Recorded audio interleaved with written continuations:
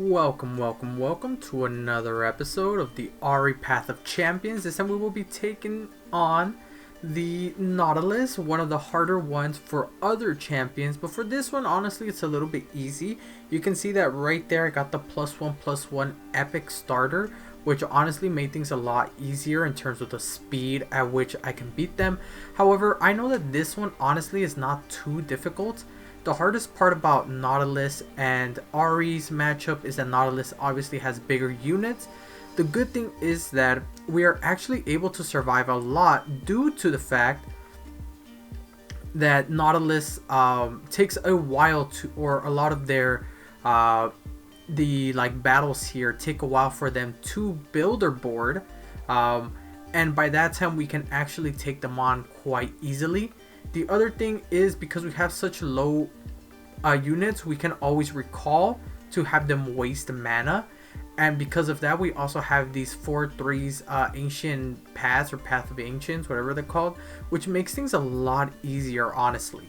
So this one is not as difficult as it is when you're dealing with something like anything like Kennen, or even like a Teemo.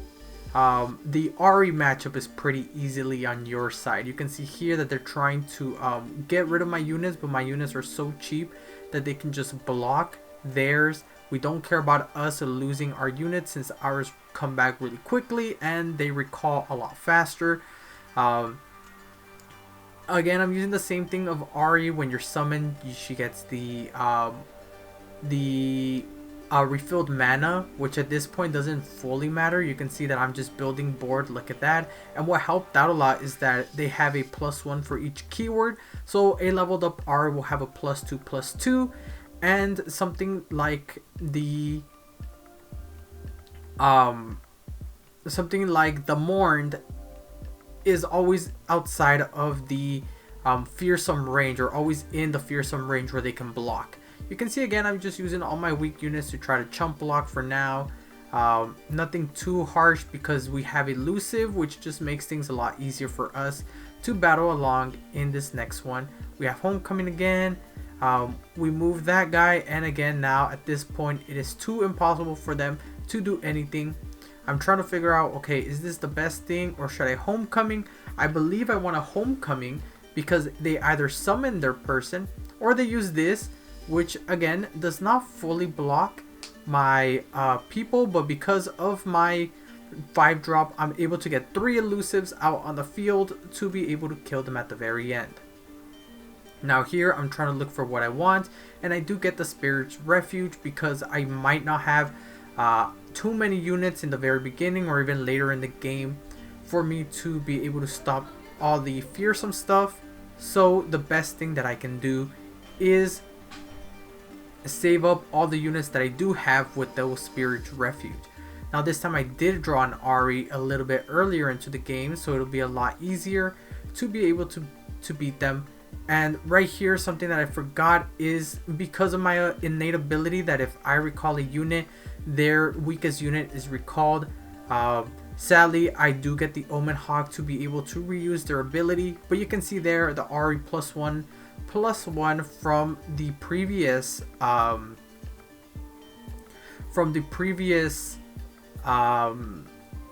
would you say, the from the starting power really gets us to be able to block a lot of different things. You can see that I'm trying to recall something so that way I can get that on the hook. I don't want that to survive, and right here Ahri will be able to take another 5 on their side, recall their Omen Hawk. I know that the Omen Hawk is being recycled, so it's really buffing up the next few, kind of like you see here with that wolf. However, it's not too bad, because again we have that Spirit's Refuge for us to save our major units, and it also gives us lifesteal, so we can have a little bit more life. So even if they do have bigger units, we have a few times to weaken them.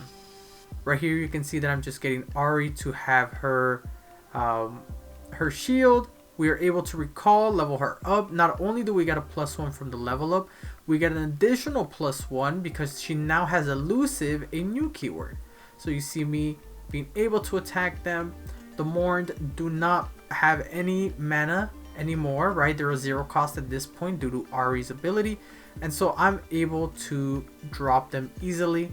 Now I put down the droplet, I believe. No, I get that for a shield just in case they want to attack with their challenger. I can see that my Ahri is in big trouble, but I think that's totally okay even if they do pull her, because if they pull her, I have my other elusives to call it a game since they only have 3 in their nexus left. So it didn't even matter at this point. So now I'm just going to attack with the elusives. Something that I did not remember is always try to put an elusive at the very end with Ahri to guarantee her being safe and getting that last hit. But as you can see here, the main thing that I am having trouble with these is being able to keep them at bay. I believe that's the best way to say it. By that I mean a lot of their units are going to be stronger than mine, so I want to make sure that mine survive as much as possible, right? And so I will just keep on going. You get to see that I was able to actually pick up a Garen for this because it really helps out with the Bright Steel Protector, giving me that barrier. But also if I'm able to hit Garen with a rally, then all I really have to do is be able to tank 2 hits with Garen, and then once the Garen is done, I will be able to rally every turn and just speed up my process so they don't have enough time to do anything. You can see that I got a new thing, a Bastion, which gives me a Poro on the side. It's gonna really help me out and chump block a lot of their things. And you can see here, striking the enemy. I really want to get rid of that 5-drop. I'm trying to see if it's better to recall it or better to kill it. I believe ultimately I decide that I want to kill it right now before it chump blocks, right? Exactly. Hopefully they didn't have anything that gave it extra attack, but even if they did, I would be able to quick attack and kill it, so it wouldn't be too bad. You can see that I'm trying to hesitate to see if I want to give the advantage to that 2-drop. I do. I give it a 6-1 mainly because it does not have Overwhelm. And because it doesn't have Overwhelm, I can just chump block it with a Poro. Now this grows a little bit more difficult, which is why I shield up with my ancient guy. I forget what his name is. I keep calling him like Monkey Sage, so I'm going to keep calling him that. I attack with the Monkey Sage since it does have barrier. Their field is looking pretty bleak.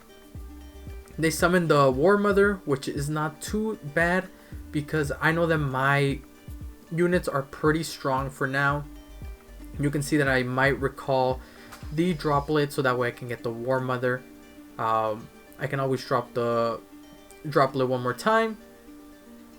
And this time I know that Ahri should be somewhere a little bit closer exactly, and then be able to not only kill their unit but keep the War Mother at bay. Sure, she is a 5, but that isn't too bad because I can always just build board.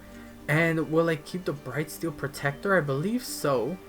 I believe I want to keep the Bright Steel Protector because if they do summon her again, I can always use either the Garen or I can use the Bright Steel Protector to give me barrier.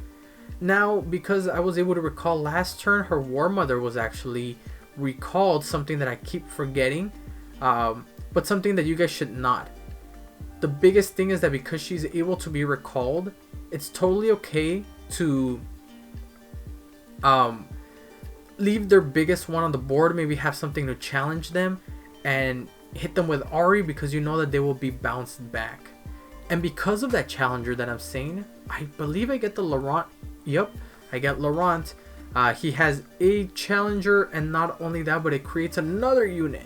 So again, our job is to have as many units as possible to be able to chump block on their turn, and we slowly build up for the Garen so that way we can be able to be more aggressive on their turn as well because we will have a rally.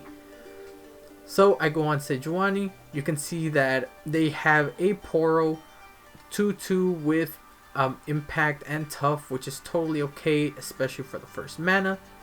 We go on to the second round. I'm looking to see if I should Bright Steel Protector or turn into the Mourned. I decide to use the barrier specifically to have them not attack me at this point, because if not, then I can block with my Droplet and kill one of their Poros. So far right now, I'm trying to see what's the best option. Should I build a wider board from them, or should I just attack with my elusives? You can see that they're really getting that, and because they summoned an ephemeral unit, I will not be attacking with the Bright Steel Protector. Instead, I will just attack with my elusives.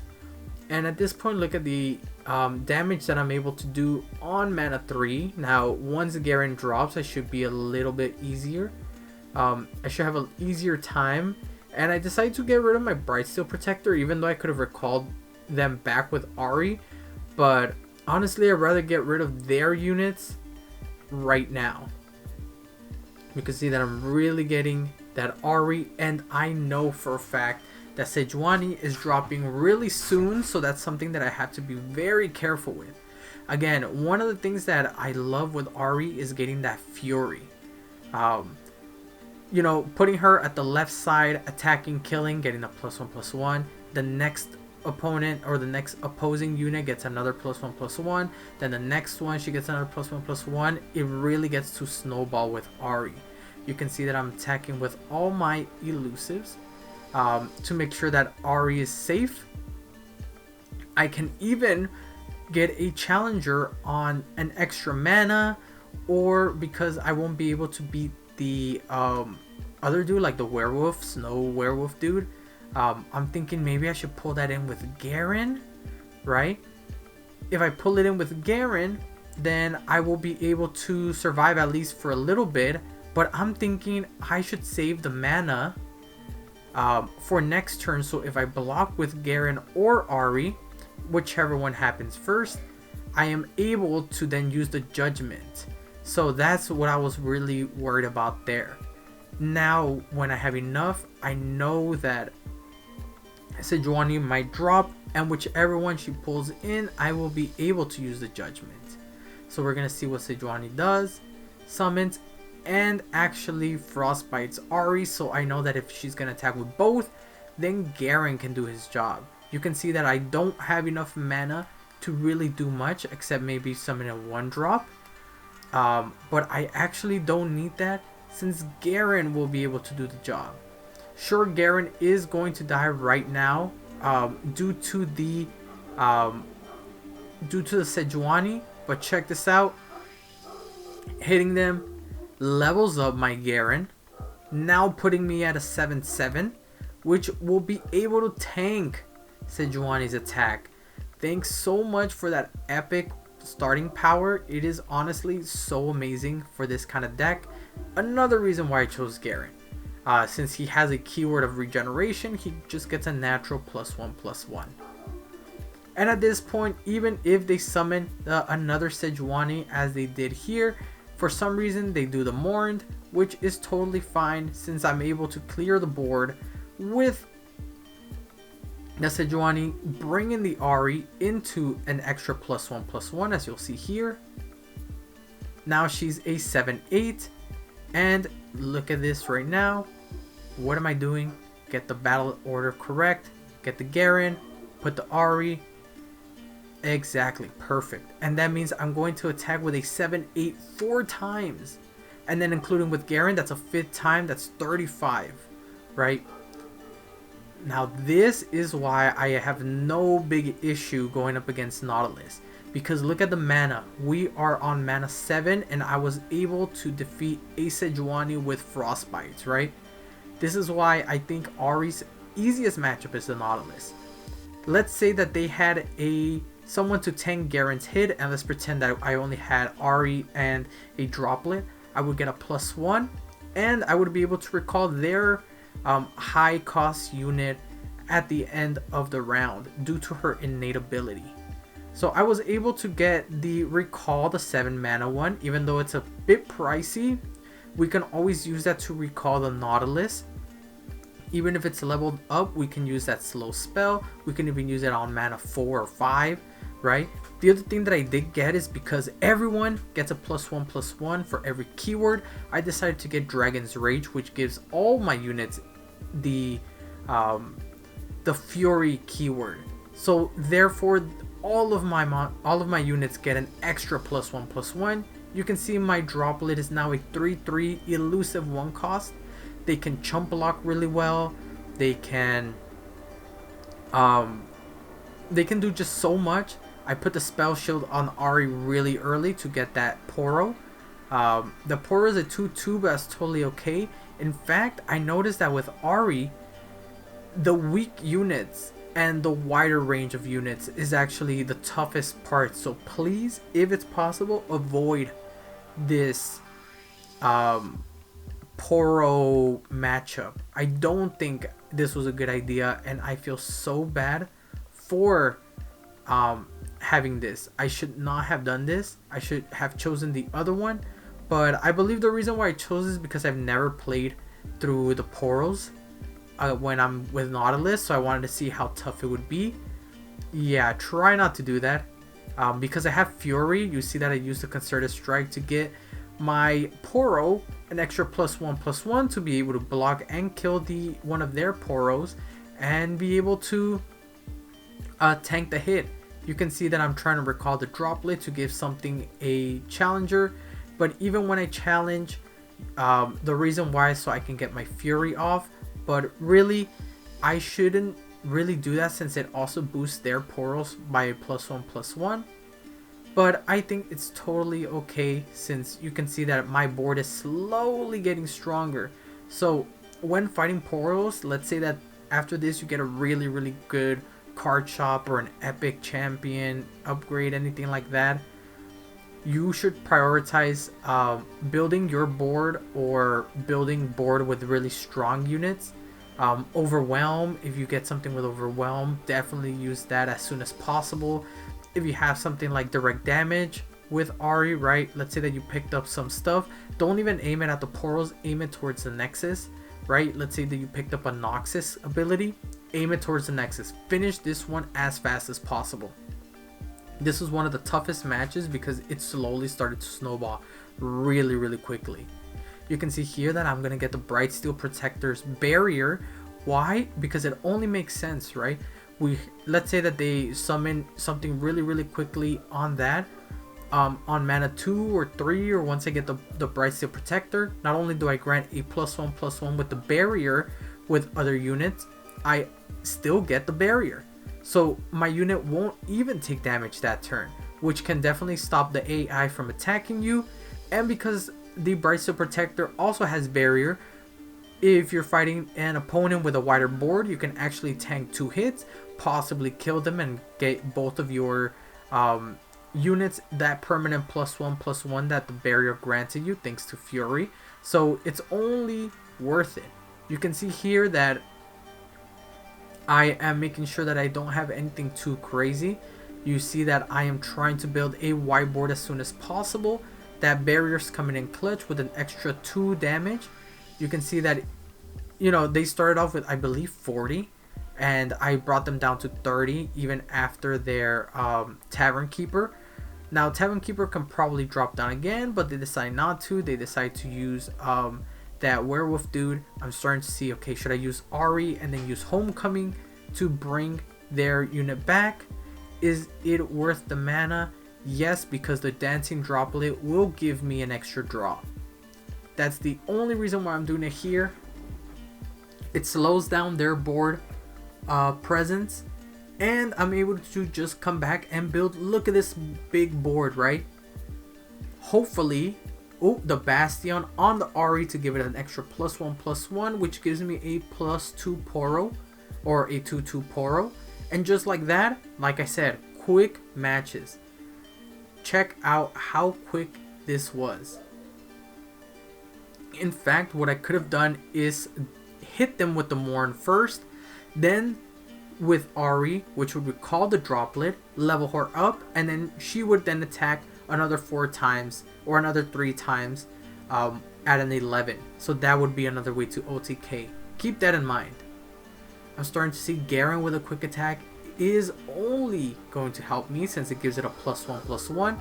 Now it'll be a 7/7 quick attack regeneration, perfect for blocking, perfect for going on the offense. And you can see that I'm not going for the heal. I'm trying to see if there's a card I should cut.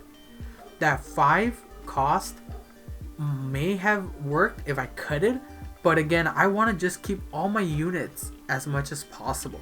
I don't want to accidentally cut my units. I'm drawing a bunch of spells. I can't flood the board as fast as possible, especially with them. They when one of their unit dies, they heal and they toss cards, so you know that they're gonna get into deep really quickly. Not only that, but they start with 2 mana in the beginning, which means that they will be able to get to Nautilus a lot faster. So you can see here I have a 2. They're probably gonna pull it in. Dancing Droplet is totally okay.